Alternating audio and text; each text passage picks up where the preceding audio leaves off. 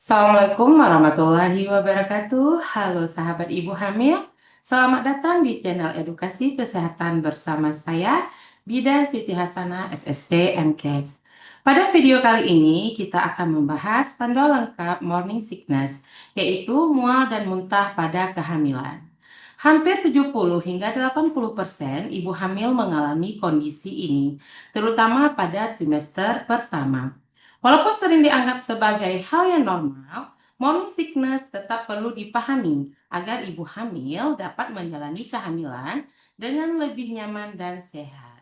Mari kita pelajari bersama mulai dari pengertian, penyebab, faktor risiko, cara mengatasi, hingga kapan ibu harus segera berkonsultasi dengan tenaga kesehatan. Apa itu morning sickness? Morning sickness adalah rasa mual yang dapat disertai muntah selama masa kehamilan. Meskipun namanya morning sickness, keluhan ini tidak hanya terjadi pada pagi hari. Banyak ibu yang mengalami mual pada siang hari, sore hari, bahkan malam hari.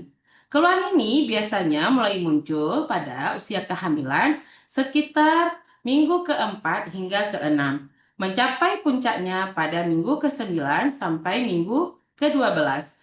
Kemudian perlahan akan membaik setelah memasuki trimester kedua. Morning sickness merupakan bagian dari proses adaptasi tubuh terhadap perubahan hormon selama kehamilan. Pengertian dan mitos serta fakta mengenai morning sickness. Masih banyak mitos yang beredar mengenai morning sickness. Misalnya, ada yang mengatakan bahwa ibu yang mengalami mual berat pasti akan memiliki bayi perempuan. Padahal hal tersebut belum terbukti ilmiah yang kuat mengenai mitos tersebut.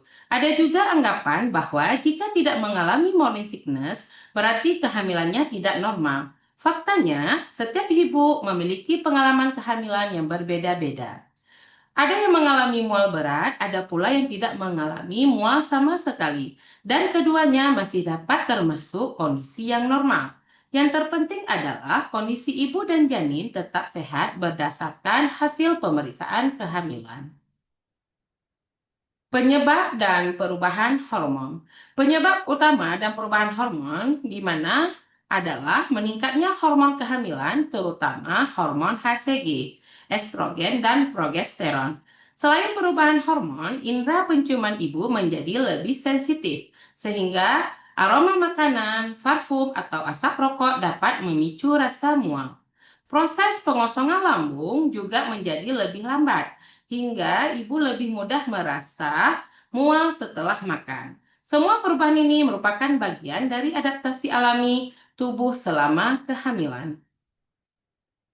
Statistik dan waktu kemunculan morning sickness di mana sekitar 8 hari 10 ibu hamil mengalami morning sickness. Keluhan biasanya mulai muncul pada minggu keempat sampai keenam kehamilan. Puncak keluhan terjadi pada minggu ke-9 hingga minggu ke-12. Kabar baiknya, sebagian besar ibu mulai merasakan perbaikan setelah usia kehamilan memasuki trimester kedua. Namun, jika keluhan semakin berat dan berlangsung terus-menerus, ibu segera berkonsultasi di fasilitas kesehatan. Faktor risiko dan identifikasi. Tidak semua ibu mengalami morning sickness dengan tingkat yang sama. Risiko lebih tinggi ditemukan pada ibu yang sedang hamil pertama, memiliki riwayat morning sickness pada kehamilan sebelumnya, mengalami kehamilan kembar, memiliki riwayat mabuk perjalanan, atau memiliki anggota keluarga yang juga mengalami morning sickness. Dengan mengetahui faktor risiko ini, tenaga kesehatan dapat memberikan edukasi dan pendampingan sejak awal kehamilan. Faktor risiko dan pemicu mual. Selain faktor hormonal, terdapat beberapa pemicu yang dapat memperberat rasa mual. Misalnya, perut yang kosong terlalu lama, makanan berlemak atau pedas, bau yang menyengat, serta kelelahan, kurang tidur, serta stres. Karena itu, ibu dianjurkan makan sedikit tetapi lebih sering menghindari makanan yang memicu mual serta menjaga waktu istirahat yang cukup. Morning sickness vs hyperemesis. Apa yang membedakan morning sickness dan hyperemesis? Morning sickness berbeda dengan hyperemesis gravidarum. Pada morning sickness, biasa ibu masih mampu makan dan minum meskipun nafsu makan menurun. Sedangkan pada hyperemesis gravidarum, muntah terjadi terus-menerus sehingga ibu sulit makan, mengalami penurunan berat badan, dehidrasi, bahkan membutuhkan perawatan di rumah sakit. Jika ibu muntah berkali-kali, tidak mampu minum, atau merasakan badannya sangat lemas, segera periksa diri ke tenaga kesehatan. Adapun penanganan mandiri di rumah, ketika mengalami morning sickness, ada beberapa hal langkah sederhana yang dapat ibu lakukan di rumah. Yang pertama, makan dalam porsi kecil namun lebih sering. Kemudian, minum air putih sedikit demi sedikit tetapi sering. Pilih makanan yang mudah dicerna, seperti roti, biskuit, pisang, atau nasi. Hindari makanan yang berlemak dan berbau tajam. Istirahat yang cukup dan kelola stres. Beberapa ibu juga merasa lebih nyaman dengan mengkonsumsi seduhan jahe sesuai anjuran tenaga kesehatan. Panduan nutrisi untuk ibu hamil. Nutrisi sangat penting selama kehamilan. Perbanyak konsumsi buah, sayuran, protein, dan makanan bergizi seimbang. Jangan lupa memenuhi kebutuhan cairan seperti setiap hari. Kemudian, jika sulit makan dalam jumlah banyak, bagi menjadi 5 hingga 6 kali makan dalam porsi kecil. Konsultasikan kepada bidan atau dokter apabila ibu membutuhkan tambahan vitamin atau suplemen.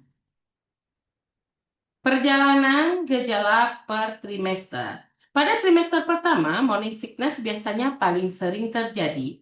Memasuki trimester kedua, sebagian besar ibu mulai merasa lebih nyaman karena kadar hormon mulai stabil.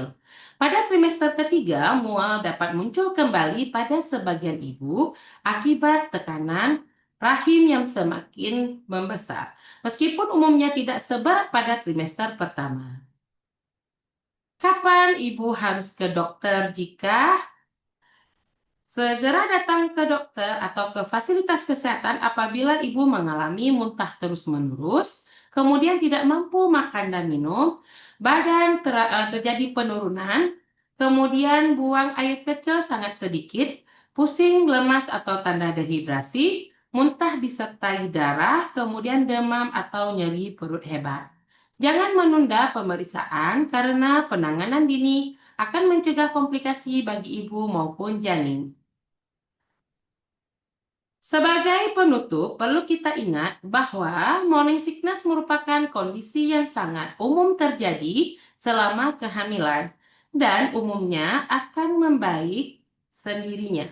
Dengan pola makan yang tepat, istirahat yang cukup, dukungan keluarga, serta pemeriksaan kehamilan secara rutin, ibu dapat menjalani kehamilan dengan lebih nyaman dan sehat. Terima kasih telah mengikuti video ini sampai selesai. Semoga informasi yang saya sampaikan bermanfaat bagi seluruh ibu hamil dan keluarga. Jika video ini bermanfaat, jangan lupa di-like, di-komen, di-share, serta di-subscribe agar semakin banyak ibu hamil yang mendapatkan edukasi kesehatan secara benar. Saya Bidan Siti Hasanah, SST MKes, mengucapkan banyak terima kasih. Wassalamualaikum warahmatullahi wabarakatuh.